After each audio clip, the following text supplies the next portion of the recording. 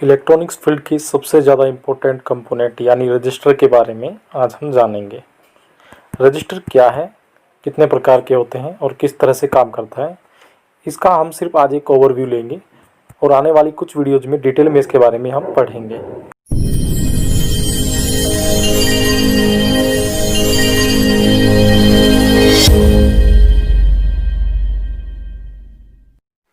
दोस्तों, आप में से ज़्यादातर लोग जानते ही होंगे, सर्कल के अंदर ये जो कंपोनेंट है इसे ही हम रजिस्टर कहते हैं।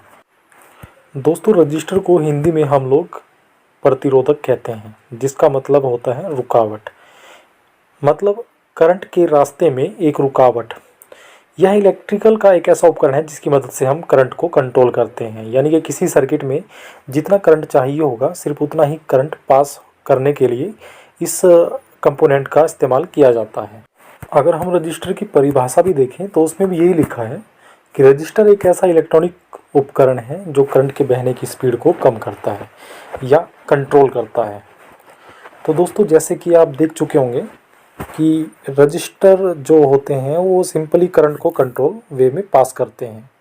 और दोस्तों, अगर हम देखें रजिस्टर के सिंबल के बारे में तो ये रजिस्टर का बेसिक सिंबल होता है। इसके अलावा भी रजिस्टर के बहुत सारे सिंबल देखने को मिल जाते हैं, जैसे कि हमारे वेरिएबल रजिस्टर के लिए हम इस तरह के सिंबल का प्रयोग करते हैं। और आने वाली कुछ वीडियोज़ में हम डिटेल में इन सिंबल्स के बारे में देखेंगे। दोस्तों, अगर हम बात करें रजिस्टर के यूनिट की तो the SI unit of resistor is known as ohm. और जो सबसे लास्ट में आपको एक साइन दिखाई दे रहा है ये ओम्स के लिए यूज़ करते हैं। बेसिकली इसका नाम ओमेगा है और ये ग्रीक भाषा से लिया हुआ वर्ड है।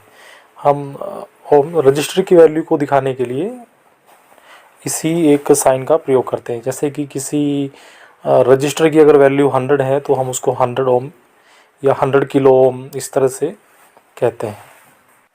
दोस्तों, वीडियो के अंत में अब हम एक बार रजिस्टर का प्रैक्टिकल यूज भी देखेंगे कि यह किस प्रकार से काम आता है। दोस्तों, आपके सामने एक बड़ा ही सिंपल सर्किट रखा है जिसमें एक एलईडी को 220 वोल्ट है यानी कि एसी से चलाने की कोशिश की जा रही है।